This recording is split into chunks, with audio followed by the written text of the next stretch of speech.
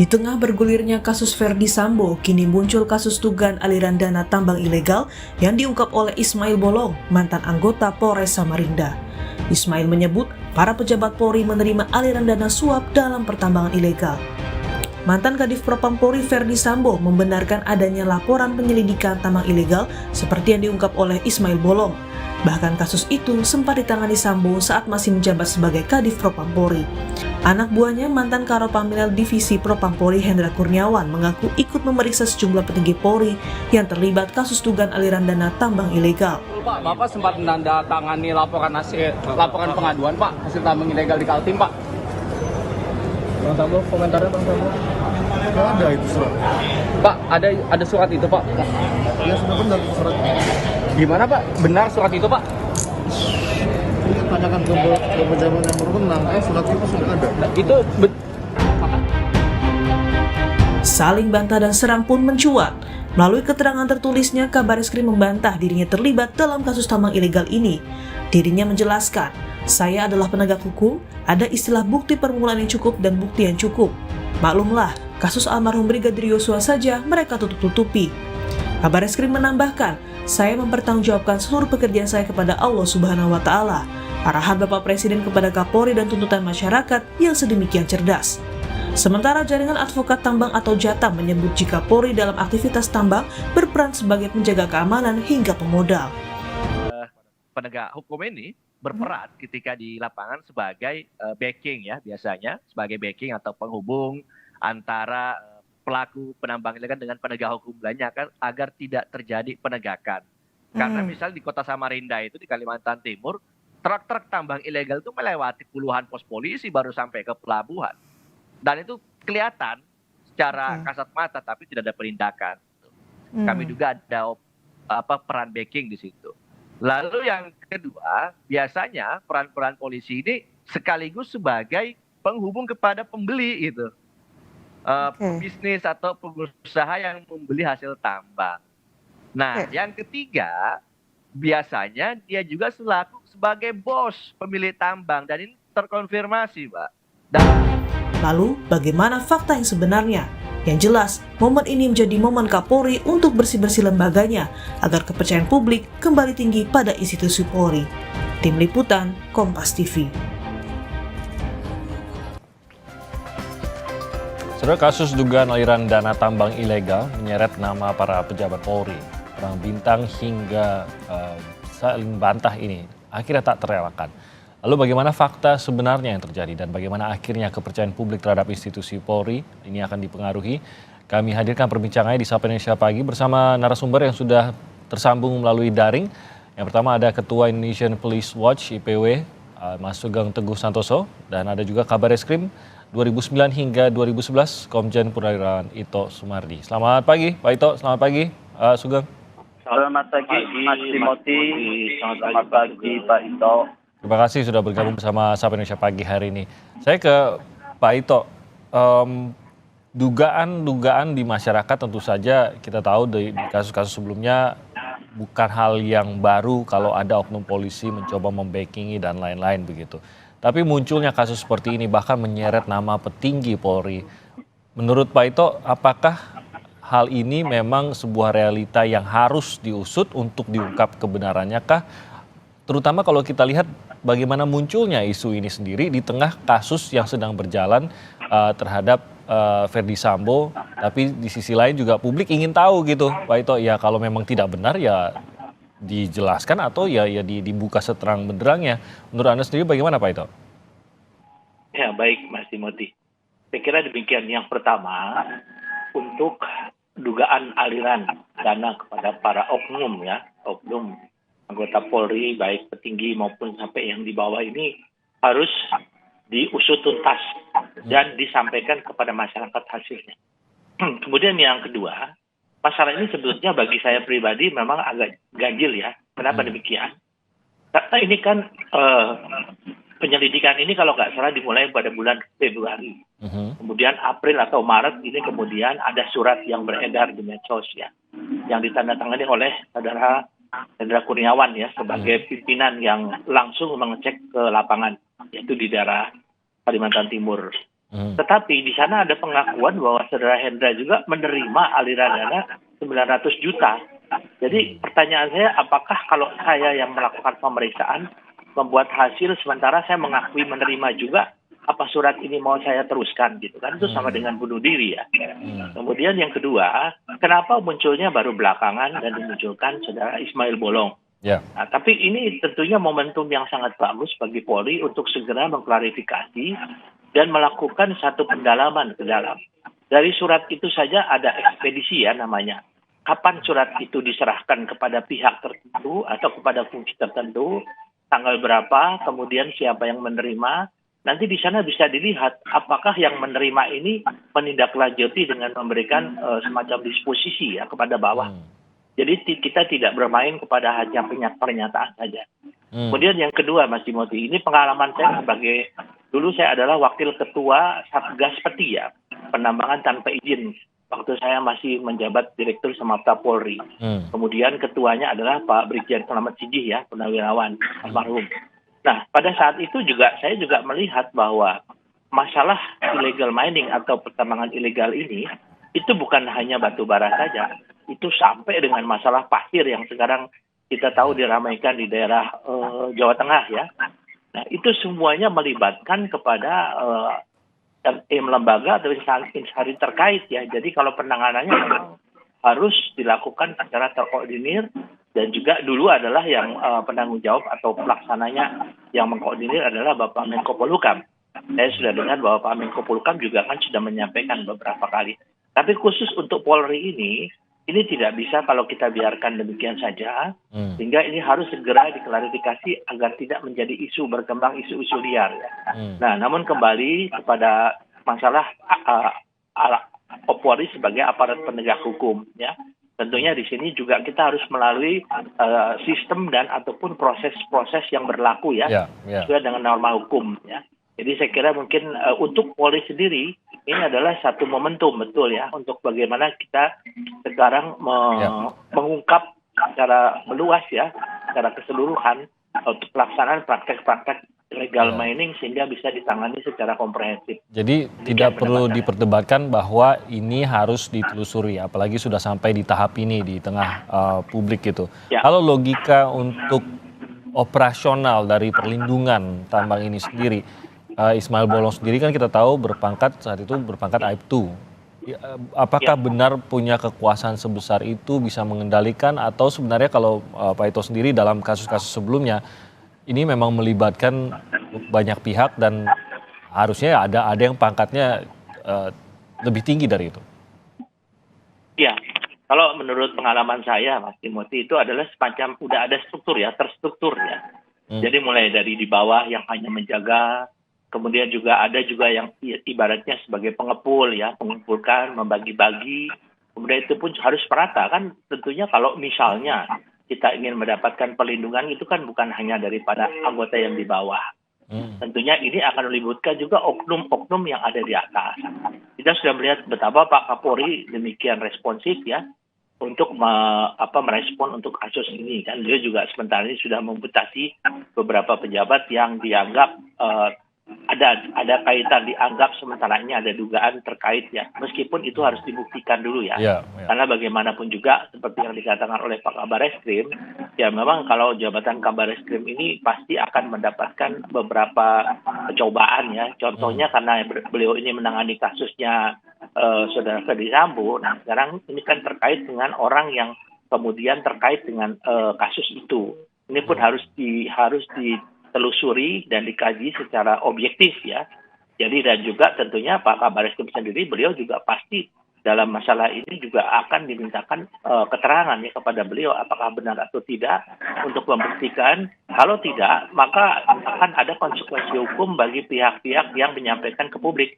Contohnya Ismail Bolong, kalau memang itu tidak terbukti, dia tentu ada konsekuensi hukum pidana maupun undang-undang ITE ya. Bagaimana yang dilakukan oleh yang bersangkutan. Itu kalau memang tidak terbukti.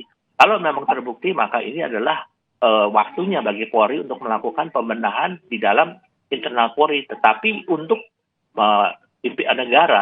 negara tentunya ini mungkin menurut saya seperti halnya waktu saya dulu pernah terlibat, dikoordinir oleh Menko Polhukam untuk segera bersama instansi terkait mengungkap dan juga mengatasi masalah ini, jangan sampai illegal mining ini terus terjadi ya, karena sangat merugikan negara. Oke, Sekian. saya ke Pak Sugeng. Mungkin dari IPW sendiri sudah mengumpulkan beberapa informasi-informasi atau bahkan bukti-bukti sejauh mana sebenarnya kebenaran dari pernyataan dari Ismail Bolong ini. Lagi-lagi pernyataannya ada dua, ini bertolak belakang. Tapi kita ke pernyataan pertama dulu, apakah benar ada aliran dana ke petinggi Polri? Apakah ada temuan baru, Pak Sugeng? Tadi pernyataan Pak Ito itu sudah lengkap, ya, sudah lengkap, komprehensif, ya. Nah, terkait dengan IPW kan bukan lembaga penyelidikan, ya. Tentu IPW tidak bisa mengumpulkan bukti-bukti, tetapi kami mendapatkan informasi, ya, informasi awal lah katakan, ya. Informasi awalnya juga sama yang beredar di publik, begitu. Walaupun kami juga mendapatkan data lain, ya. Oleh karena itu menyambut tadi Pak Ito sampaikan, ya, fenomena munculnya isu penerimaan dana yang diduga gratifikasi atau suap dalam kegiatan dugaan perlindungan terhadap praktek tambang ilegal ini adalah fenomena yang memang membuat memunculkan penilaian buruk masyarakat kepada Polri. Tetapi ini juga bisa menjadi momentum untuk Polri mendapatkan kepercayaan publik, tinggal bagaimana institusi Polri, dalam hal ini Pak Kapolri, mengelola masalah ini. Karena Polri adalah lembaga penegak hukum, maka tata kelola yang dilakukannya yaitu melalui proses dan prosedur hukum, ya. Proses dan prosedur hukum dengan membuka satu proses penyelidikan. Nah, pertanyaannya, ya, apakah penyelidikan ini dilakukan hanya oleh unsur Propam, Irwasum, dan juga Bareskrim, ya, atau juga akan melibatkan pihak luar. IPW mendorong bahwa pemeriksaan ini dilakukan sebagai tim sus gabungan eksternal internal. Setidak-tidaknya Kompolnas ada di sana untuk satu proses akuntabilitas dan transparansi, karena dengan adanya Kompolnas ada check and balances. Apalagi ya, karena dugaan ini terkait dengan dugaan suap atau gratifikasi terhadap beberapa oknum Polri. Nah, di sana kan ada fungsi reserse, ya, ada fungsi reserse supaya tim ini mendapatkan satu kepercayaan publik, ya, akuntabilitasnya ada. IPW sejak awal mengusulkan bahwa Pak Kabar Eskrim dinonaktifkan lebih dulu, ya, sementara, ya, supaya ada satu jarak, ya, antara kewenangannya dengan potensi dirinya diperiksa, ya. Bahkan dari tahap penyelidikan gitu, Pak Sugeng? Betul, menurut saya kan tahap penyelidikan kan pekerjaan yang dilakukan oleh fungsi reserse terkait dengan dugaan tindak pidana, kecuali terkait dengan pelanggaran kode etik, ya, oleh Propam. Ya, jadi ada satu jarak supaya independen. Nah, dikedepankan proses ini proses yang bisa dipertanggungjawabkan kalau dibuka penyelidikan. Pak Kapolri ada menyampaikan akan diperiksa Ismail Bolong dulu. Kalau sebagai satu proses itu benar, ya. Tetapi apabila hanya fokus kepada Ismail Bolong, sementara ada alat bukti lain, setidak-tidaknya, ya, dokumen yang ada di Propam yang ditandatangani baik oleh Karopaminal saat itu maupun oleh Kadif Propam, itu kan sebagai bukti surat yang harus ditelusuri. Nah, bukti surat tersebut sebagai bentuk laporan itu pasti ada berita acara pemeriksaan, ya, oleh Propam, ya. Nah, ini juga bukti yang harus didalami, ya. Jadi jangan berhenti di Ismail Bolong, karena kalau Ismail Bolong kemudian bisa dikelola dalam tanda kutip, maka pengungkapan kasus ini menjadi stop di sana. Namanya berarti pengelolaan atau tata kelola yang dilakukan oleh Polri menurut saya gagal, ya. Harus diungkap sebagai satu bentuk proses pemeriksaan yang lengkap. Seperti itu. Nah, saya ingin tahu, saya kembali ke Pak Ito, sebenarnya kalau secara hukum apa yang lebih kuat di sini, Pak Ito? Karena kita tahu bahwa yang pertama itu kan berbentuk BAP, tapi di sisi lain dari Kabar Eskrim juga menyatakan bahwa dan Ismail juga menyatakan bahwa itu dilakukan di bawah tekanan, begitu, dipaksakan. Tapi kan secara hukum mungkin melihatnya akan berbeda nih antara pernyataan lepas dengan BAP. Tapi masyarakat pokoknya tahunya adalah pernah ada pernyataan tersebut, ya tolong dijelaskan. Nah, prosesnya bagaimana ini mempengaruhi proses yang mana yang sudah menjadi BAP dan yang mana menjadi pernyataan terbaru, itu prosesnya bagaimana kalau begitu Pak Ito? Ya, baik Pak Mas Timothy. Satu hal yang mungkin saya mendengar ya, karena saya tidak tahu pasti ya, bahwa Saudara Hendra Kurniawan mengatakan bahwa betul ya, itu disampaikan oleh Ismail Bolong dalam keadaan mabuk. Nah, ini satu hal yang menarik. Karena dalam norma hukum pidana, seseorang itu pada saat diminta keterangan, pertama yang ditanyakan adalah, apakah saudara dalam keadaan sehat? Ya. Nah, di situ kalau misalnya tidak dalam keadaan sehat, apalagi dalam keadaan mabuk, maka pernyataan itu adalah dianggap tidak sah ya, tidak boleh. Yang kedua, yang bersangkutan kan menyampaikan bahwa mereka pada saat diperiksa itu di bawah tekanan. Nah, ini sama sekali tidak boleh dalam norma hukum ya. Seseorang itu tidak boleh seorang penyidik itu mengarahkan apalagi menyampaikan sesuatu yang sifatnya tekanan. Ini semua tidak sah. Nah, ini tentunya akan menjadi pendalaman bagi tim yang saat ini saya yakin sudah dibentuk oleh Bapak Kapolri.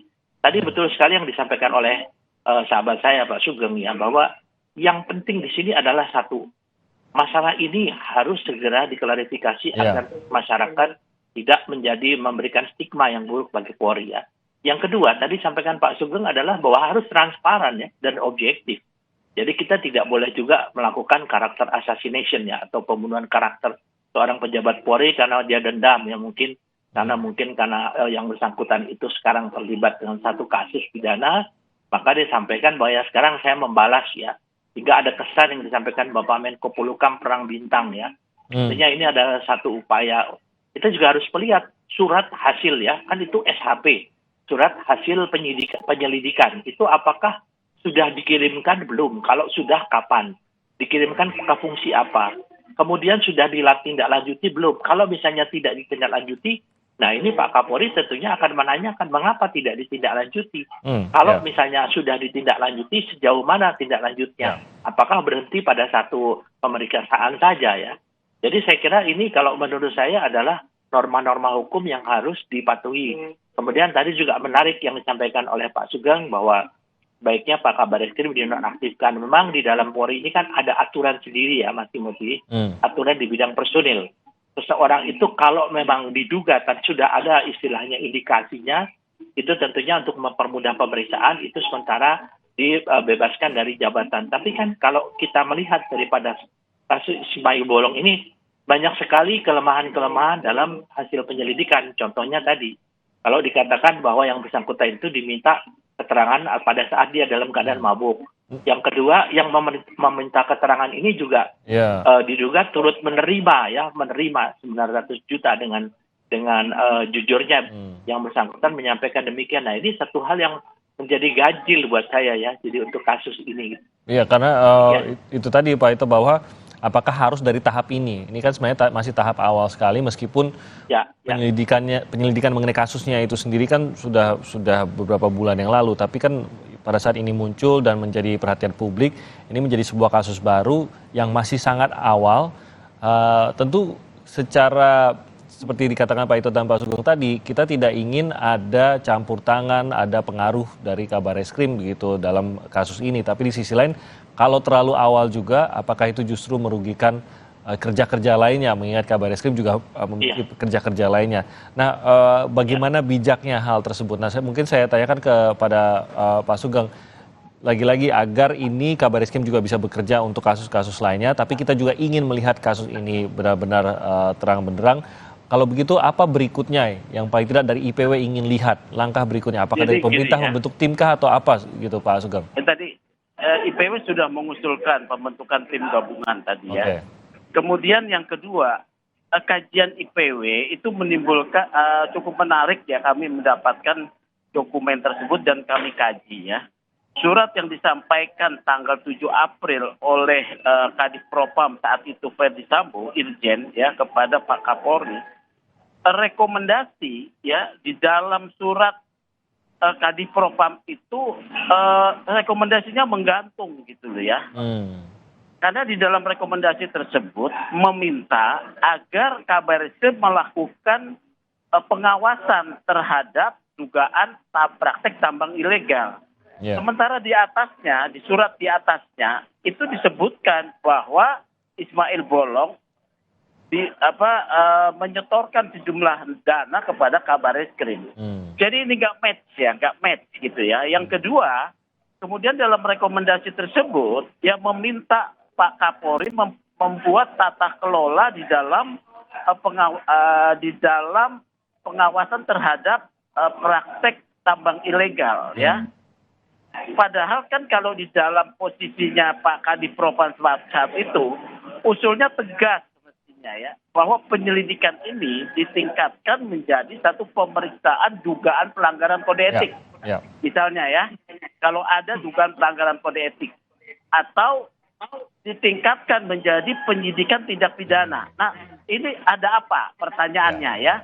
Karena rekomendasi begitu membingungkan juga buat saya ya, buat kami PW. Jadi menimbulkan spekulasi. Spekulasinya bisa saja bahwa memang Pak Kadipropam ini ingin meminta pendapat Pak Kapolri, apa arahannya ya. Jadi arahannya moderat, gitu loh. Tidak mau mendahului itu satu bisa ya. Atau kedua, memang terjadi praktek bahwa Pak Kadis tahu ya, tetapi tidak ingin ini dibuka. Kalau tidak ingin dibuka artinya ya ada sesuatu yang ditutupi ya. Di itu pun harus terjawab juga ya. Iya, terjawab. Oleh karena itu ya dokumen ini sudah beredar, maka mau tidak mau harus dibentuk satu tim pemeriksaan yang komprehensif seperti tadi ya Mas Timothy ya. Baik, kita akan lihat bagaimana langkah selanjutnya dari kepolisian maupun dari pemerintah kalau memang tadi seperti dikatakan harus dibentuk sebuah tim untuk membuat ini terang benderang dan transparan. Pak Sugeng, Pak Ito, terima kasih banyak sudah bergabung bersama kami. Kita akan bertemu lagi dalam kesempatan lainnya. Kita yakin juga pasti ini akan terus dilanjutkan. Kita akan dalami lebih lanjut lagi mengenai kasus ini. Sehat terus, salam sehat untuk Anda Pak Ito dan juga salam sehat Pak Sugeng. Terima kasih, Pak Ito, Terima kasih. Selamat pagi. Mas Timothy ya.